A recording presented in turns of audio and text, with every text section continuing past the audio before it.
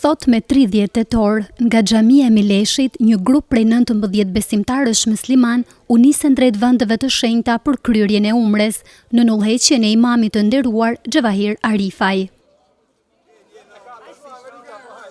Para nisjes së pelegrinazhit, besimtarët u mblollën në xhaminë e Mileshit, ku së bashku kryen faljen e namazit të drekës, duke ja besuar udhëtimin e tyre Zotit të Madhërisëm dhe duke kërkuar prej tij lehtësi e pranim të ibadetit.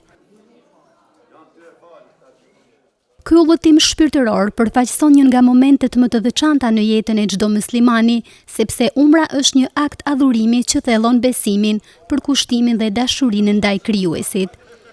Ajo rikujton rëndësinë e shtyllave të fesë islame dhe frymëzon çdo besimtar të qëndrojë i fortë në bindje, devotshmëri dhe mirësi. Me këtë rast ne intervistuam imamin e xhamisë së Mileshit, zotin Xhavahir Arifaj, i cili shpjegoi rëndësinë e këtij udhëtimi.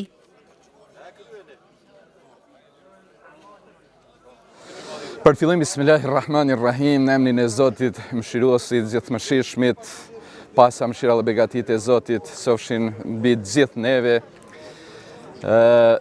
Faktikisht, ky udhëtim tash është pothuajse tradicional prej komunës tonë, komunës Tuzit, Malësijet, në përgjithësi çdo vit,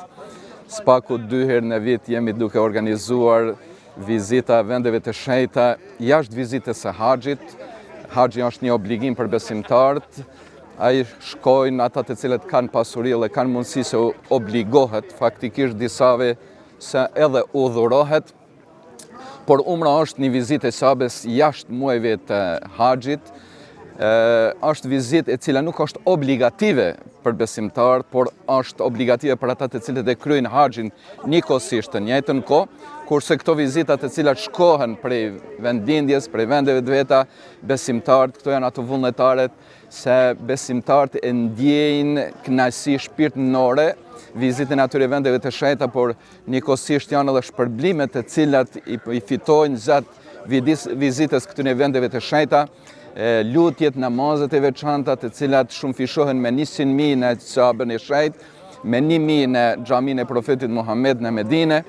dhe vizita e vendeve historike të cilat na lidhin jo vetëm me profetin e fundit Muhammedin alayhi salam, por na lidhin edhe me pejgamber ose profet të tjerë, deri te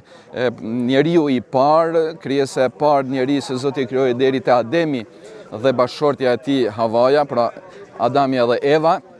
Pikërisht e vizitojmë vendin ku Zoti i bashkoi mbasi i siti prej xhenetit ose prej parajsës, i siti në sipërfaqe të tokës, të ndarë e pikërisht në vendin e quajtur Arefat, fusha e cila është 23 kilometra larg Ka'bës së shenjtë, është bile një prej shtyllave të haxhit, se besimtarët, pelegrinët që shkojnë në haxh e kanë obligative të qëndrojnë një ditë apo një pjesë të ditës në këtë fushë. Pikërisht në mesin e kësaj fushë është një kodër e cila quhet kodra e mëshirës. Ashtu quhet se në këtë kodër u bashkuan Ademi dhe Havaja mbas një kohet se ishin të ndarë kur Zoti i dërgoi në rrezullin toksor ose në planetin toksor prej xhenetit. Dhe kemi shumë vende historike edhe në Mekë edhe në Medinë që na lidhin me historinë e profetit të fundit Muhammed sallallahu alaihi wasallam. E kësaj radhe me vetin 19 prej komunës tonë Tuzit keni sot po marrim rrugën drejt atyre vendeve të shenjta, një ndjenje veçantë, në veçanti për ata të cilët shkojnë për herë të parë, ato ndjenja sigurisht mundet edhe me synin e kamerës me i parë në fytyrat e aty në besimtarve, por edhe për neve se shkojmë ndoshta më shpesh kur i shohim ato ndjenja, edhe ne i ndjejmë ndjenjat e tyre dhe me të vërtetë është kënaqësi. Vizita aty në vendet e shenjta është e pamundur se të përshkruhet me fjalë ata që ndjen zemra dhe shpirti. Por shpresoj të gjithë ata besimtarë të cilët zemra dhe shpirti ua dëshiron se Zoti bile një herë në umrin e vet, në jetën e vet tua mundsoj spakut me një umre vizit ose në haxh, kryerje të haxhit, obligimit të 5 të shtyllave të besimit. Shpresoj se edhe me këta umregji, sikur edhe me të tjere deri tani, do të kemi rastin kaloj mirë, pa probleme, inshallah, lusim Zotin se tjetë një udhëtim i lehtë, edhe kthim shëndosh që t'i gjejmë edhe familjar shëndosh, dhe shpresojmë se do t'i përcjelli krahas gjithave edhe shëndeti. Nga cilët vende po marrin pjesë sot pra në këtë udhëtim të vendeve të shenjta,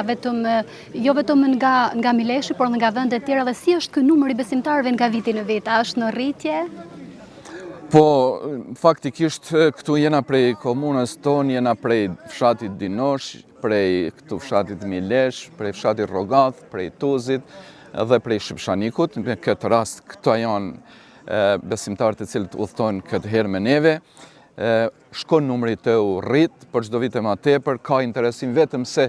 kemi interesim dhe kërkesa për muajin janar, vetëm se kemi si lajmërim pra për muajin janar, shpresojmë që në muajin janar do të kenë edhe një numër edhe më i madh, se njerëzit janë në pushime, fëmija pushojnë, janë ato festat të cilat edhe bashkojnë edhe njerëzit i shfrytëzojnë në këtë udhëtim.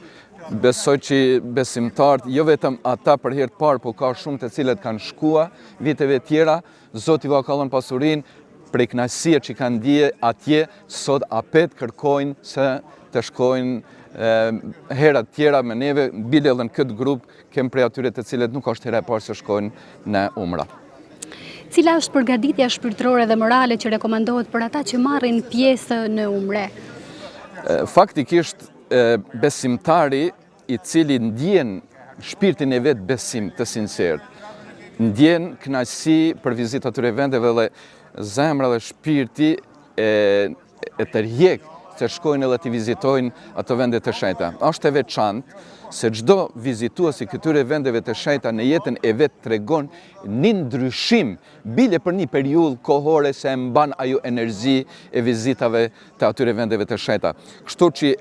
besimtarët jo vetëm se përgatiten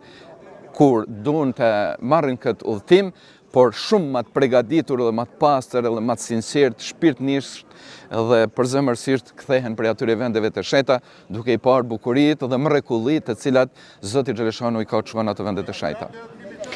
Atëherë mund të na thoni, a ka ndonjë rregull se cilët besimtarë mund të marrin pjesë në këtë udhëtim dhe cilët nuk munden? Edhe sigurisht na tregon edhe sa ditë do të zgjasë ky udhëtim në vendin e shenjtë.